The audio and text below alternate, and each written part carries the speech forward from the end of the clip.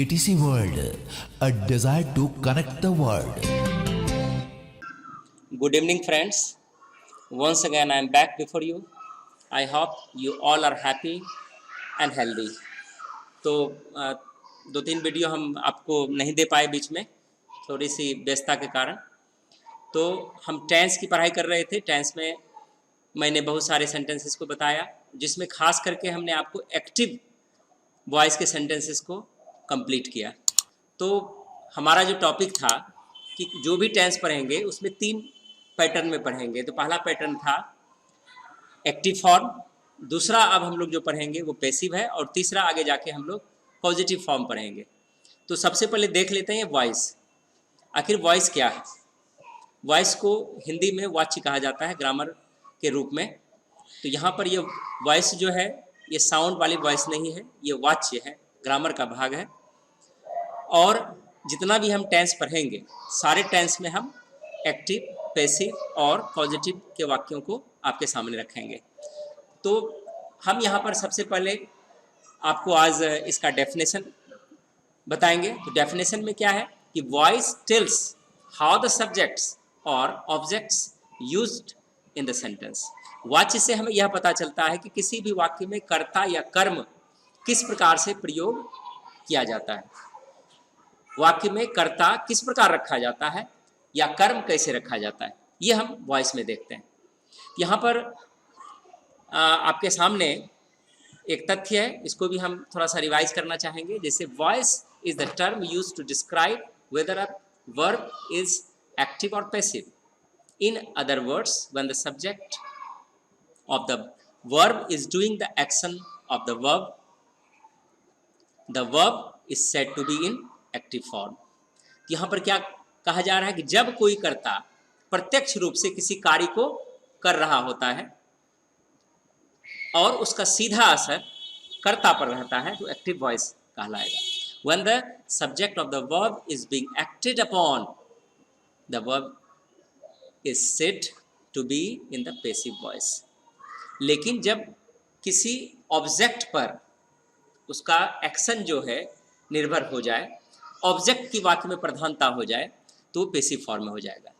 The voice of a verb tells us whether the subject is acting और being acted upon. आगे देखते हैं। यहाँ पर हम देखते हैं कि वॉइस के 2 रूप हैं, एक्टिव वॉइस और पैसिव वॉइस, जिसको यहाँ पर हम एक्टिव फॉर्म और पैसिव फॉर्म के रूप में आपके सामने हम रखे हैं। थोड़ा और बता देना चाहूँगा कि एक पार्ट है जो मैंने बनाया है, mathematical part of English grammar, उसमें फिर से वॉइस आएगा।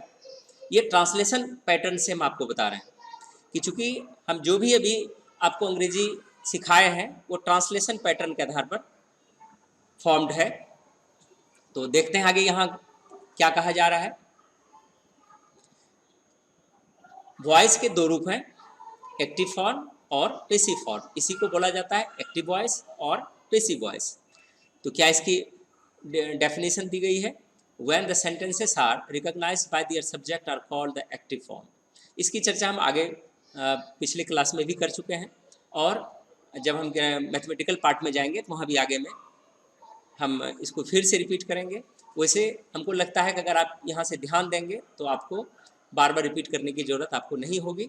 लेकिन जो बच्चे हैं, जो जूनियर सेक्शन के स्टूडेंट हैं, उनको 1 बार 2 बार पढ़ना पड़ेगा। तो यहाँ पर क्या दिया गया है कि जब हम when the sentences are recognised by their subject are called the active form, जब हम किसी वाक्य को उसके कर्ता के आधार पर उसकी प्रधानता देते हैं तो वह वाक्य कर्ता प्रधान वाक्य हो जाएगा, ये एक्टिव फॉर्म या एक्टिव वॉइस हो जाएगा। पैसिव फॉर्म में क्या होगा? When the sentences are recognised by their objects they are called the passive form. जब किसी भी वाक्य की पहचान उनके कर्म के आधार पर किया जाए तो वे कर्म प्रधान वाक्य कहलाते हैं। ये आपको समझने के लिए दिए गए हैं। जैसे यहाँ पर लिखे हैं राम इट्स अ मैंगो, तो राम आम खाता है, लेकिन पैसिव में हम दिया है a mango is eaten by Ram. तो वहाँ पर राम इट्स मैंगो यानी खाने का कार्य डायरेक्ट राम कर रहा है, और यहाँ पर खाने का जो कार्य है सौंपा जा रहा है किस पर, यानी जो क्रिया हो रही है किसके लिए हो रही है? मैंगो के लिए हो रही है। यहाँ पर मैंगो इंपॉर्टेंट है, वहाँ पर राम इंपॉर्टेंट है। जब वाक्य का कर्ता महत्वपूर्ण हो तो एक्टिव फॉर्म होगा, और जब वाक्य का कर्म महत्वपूर्ण हो तो पैसिव फॉर्म होगा। तो हम पहला यहाँ देखते हैं प्रेजेंट इंडेफिनिट पैसिव फॉर्म के रूप में। तो जैसे वहाँ पर हमने देखा, पहचान देखा, एक्टिव फॉर्म में ता है, ती है, यानी क्रिया के अंत में ता है, ती है, ते है इत्यादि लगा रहेगा। उसी प्रकार से पैसिव फॉर्म की पहचान क्या हो जाएगी कि क्रिया के अंत में या जाता है, ई जाती है, ये जाते हैं, या जाता हूँ, ई जाती हूँ, ये जाते हो, ये जाते हैं इत्यादि लगा रहेगा। तो यहाँ पर हम इसका अनुवाद कैसे करेंगे? तो फिर से हम पहचान पर जाते हैं, कोई भी क्रिया लीजिए। जैसे वहाँ पर पढ़ते थे लिखता है, यहाँ पर हम क्या देखेंगे? लिखा जाता है। ठीक है। वहाँ पर पढ़ते थे पढ़ता है, यहाँ पर पढ़ा जाता है या पढ़ाया जाता है। ठीक है, ये दोनों में अंतर आएगा।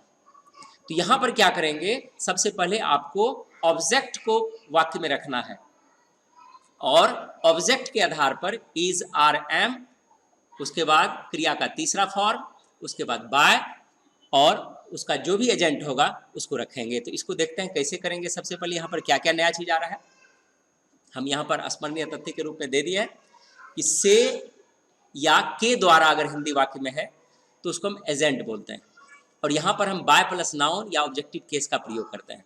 तो ध्यान देना है कि नाउन जैसे राम, सीता, गीता, अली इत्यादि जो हम इस्तेमाल करते हैं, यहाँ पर हम बाय के साथ करेंगे, वो नाउन हो गया। और ऑब्जेक्टिव केस क्या है? ऑब्जेक्टिव केस के रूप में क्या होगा? जैसे me, us, you, him, her, them, name इत्यादि ऑब्जेक्टिव केस का रूप ले लेगा। उसे वहाँ पर बाय के साथ जो भी लगेगा वो ऑब्जेक्टिव फॉर्म के रूप में ही रहता है वो।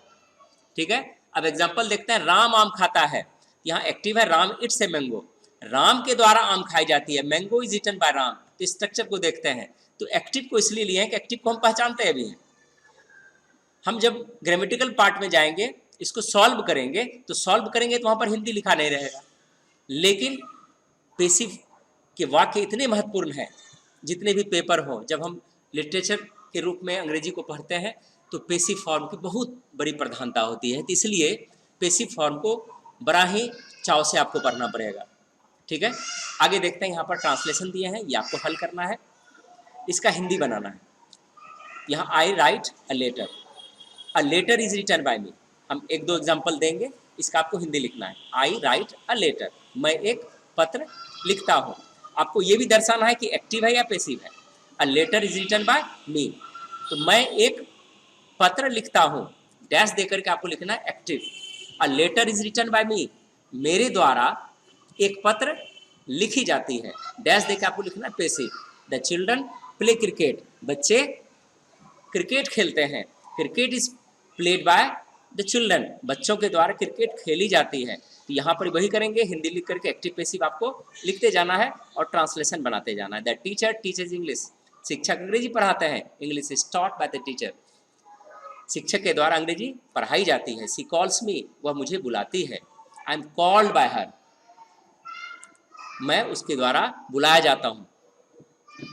Students are beaten by the teacher, अब देखिए यहाँ पर एक्टिव के साथ चल रहा था, अब यहाँ से सीधा जो है पैसिव फॉर्म में वाक्य है। Students are beaten by the teacher, शिक्षक के द्वारा छात्रों को पीटा जाता है। The house is clean by the servant, नौकर के द्वारा घर की सफाई की जाती है। Flowers are plucked by us, हमारे द्वारा फूलों को तोड़ा जाता है। ब्रेड इज बैग्ड, रोटी पकाई जाती है। An old car is sold, एक पुरानी कार बेची जाती है। A new bicycle is purchased, एक नई साइकिल खरीदी जाती है।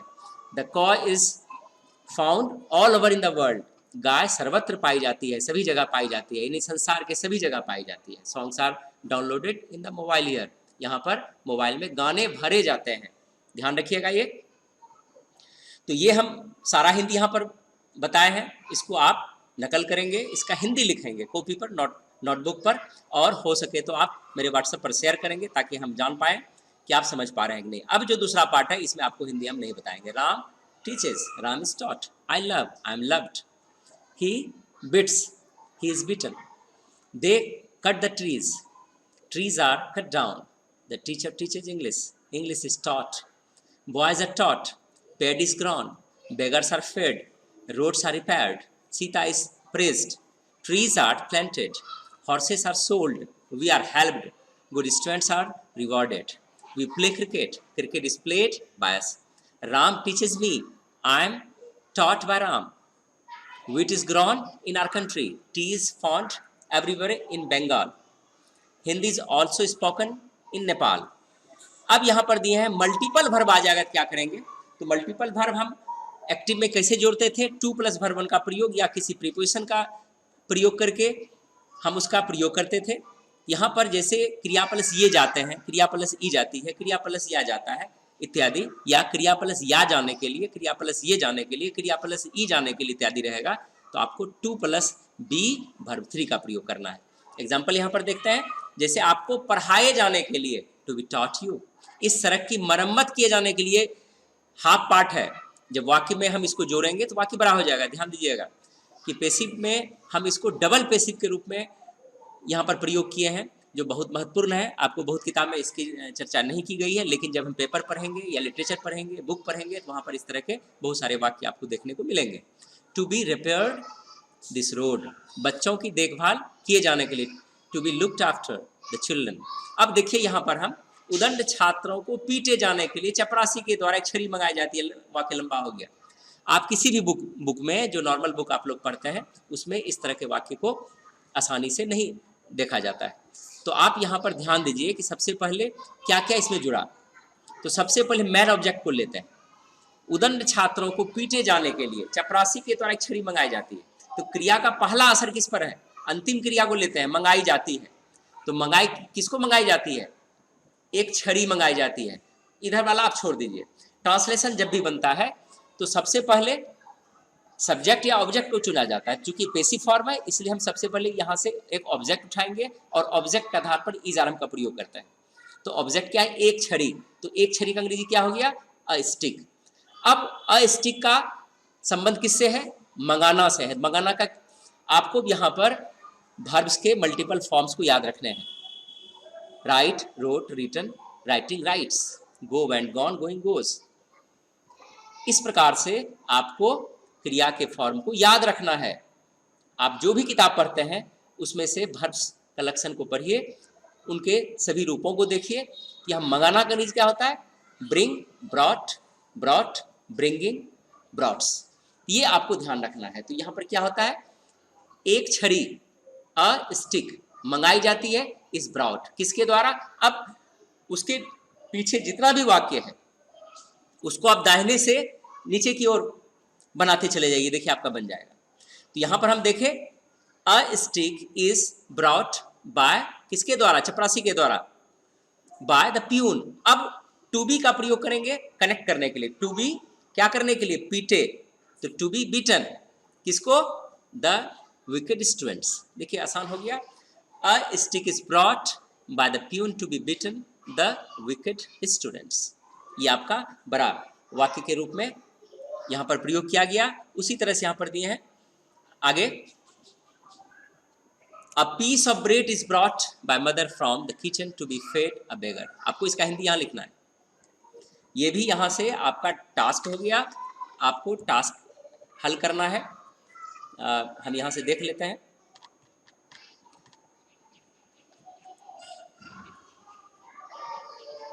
टास्क यहाँ से हमारा ट्रांसलेट, इसको हम यहाँ हिंट दे देते हैं, ट्रांसलेट इनटू हिंदी। ये ऊपर वाले पैटर्न पर आधारित है। A piece of bread is brought by mother from the kitchen to be fed a beggar. An old bicycle is sold to be purchased the new bicycle. Good people are appointed for this work to be help the poor.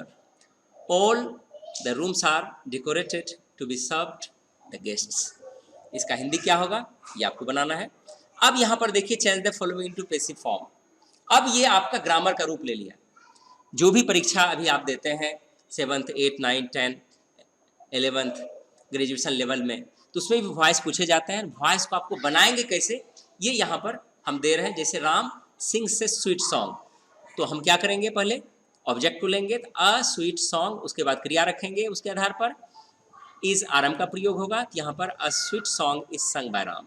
Sita calls Ram and Mohan. Ram and Mohan are called by Sita. You cheat your old friends. Your old friends are cheated by you. My father gives a bike. A bike is given me by my father. और I am given a bike by my father. मतलब दो object है जिसको आप लीजिए उसके आधार पर आपको यहाँ पर क्रिया सेट करना है और एजेंट का प्रयोग, अगर एजेंट है तो एजेंट आपको रखना है। आगे है his teacher teaches a good lesson. A good lesson is taught by his teacher. Our headmaster gives a football to play.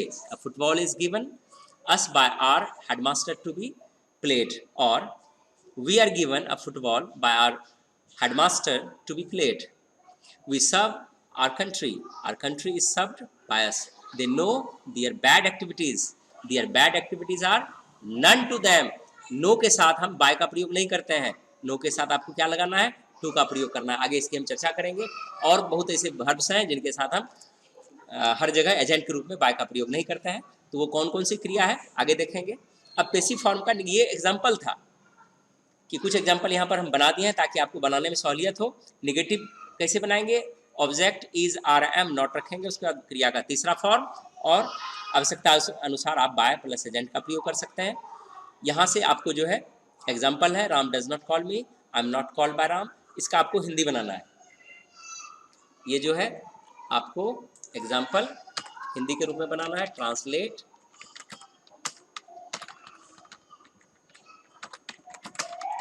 Into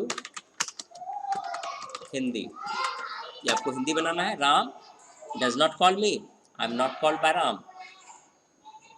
थोड़ा सा अटपटा लगता है लेकिन आप इसका ट्रांसलेशन भी कीजिए और बनाइए भी। We do not abuse them, they are not abused by us, they do not know us, we are not known to them, we do not serve them while they serve us, they are not served by us while we are served by them.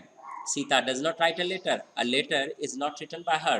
The teacher does not treat the patient while the doctor treats the patient. The patient is not treated by the teacher while the patients are treated by the doctor. ध्यान रखिएगा, अब जो यहाँ पर package आ गया ये intermediate level का भी है, +2 में आप पढ़ते हैं तो आप बनाइए। +2 के छात्र भी आप हमको बना के भेज सकते हैं। बिहार गवर्नमेंट या यूपी गवर्नमेंट कहीं के भी आप छात्र हैं, छात्राएँ हैं, तो आप पैसिव को यहाँ से बना सकते हैं। पैसिव को हल कीजिए, बना के भेजिए। और इसमें बहुत ऐसे स्ट्रक्चर्स हैं जो आप ऊपर गौर किए होंगे, उस तरह के वाक्य हमको किताब में नहीं मिलते हैं और इसको एकत्रित करके हम आपको यहाँ से दे रहे हैं।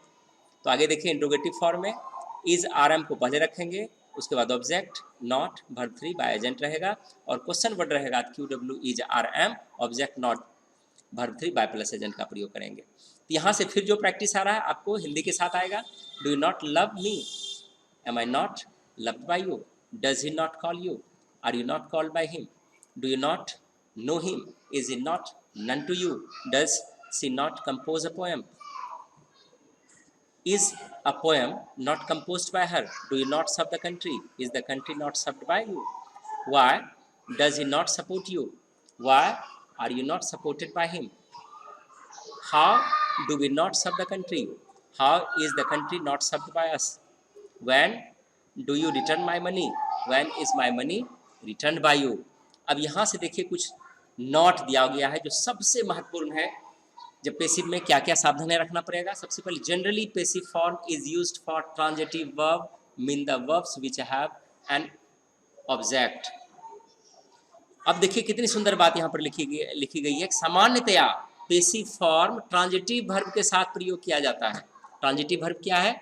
जिसके साथ ऑब्जेक्ट की प्रधानता होती है। जैसे इट, क्या, जैसे आई इट, तो वहाँ पर आपको प्रश्न पूछा जाता है, हिडन रहता है कि क्या, मतलब मैं खाता हूँ, क्या खाते हो, आई ईट ए मैंगो। वह गाता है, क्या गाता है या गाती है, तो गीत गाती है। तो इस प्रकार से जो ट्रांजिटिव वर्ब है जिसमें ऑब्जेक्ट है उसी को हम पैसिव बनाएंगे, ठीक है। But we can apply the passive form with intransitive verbs also. लेकिन हम इंट्रांजिटिव को भी पैसिव में हम कन्वर्ट कर सकते हैं। Here meaning will be totally changed, लेकिन मीनिंग बदल जाएगा। क्योंकि हम लोग जब ट्रांसफॉर्मेशन पढ़ेंगे, ट्रांसफॉर्मेशन क्या कहता है? Transformation means the changes of sentences without altering it's meaning. Transformation का जो पार्ट है अंग्रेजी व्याकरण में, फिर से इसको हम बोलते हैं transformation means the changing of sentences without altering it's meaning. अर्थात वाक्य को बदलेंगे लेकिन उसके अर्थ को नहीं बदलेंगे, उसके भाव को नहीं बदलेंगे। जब अर्थ या भाव बदल जाएगा तो फिर ट्रांसफॉर्मेशन नहीं रहेगा। तो हम यहां पर क्या देखते हैं कि वॉइस में दोनों का मीनिंग सेम होना चाहिए।